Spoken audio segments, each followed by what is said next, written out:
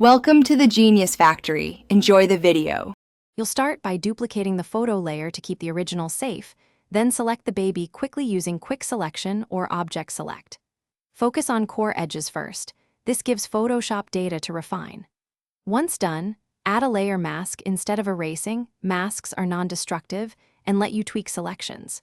Make sure to refine hair and soft edges using Select and Mask. That's why you capture fine details now, so the new background looks natural. You'll refine the mask in Select and Mask to smooth and feather edges, increase contrast for crispness, and use Shift Edge to remove fringe. After that, place a new background layer below the mask subject. A solid color, soft gradient, or another photo works. Choose based on mood and lighting.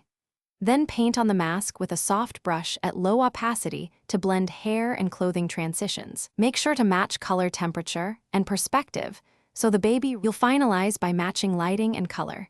Add curves or color balance adjustment layers clipped to the baby to harmonize tones.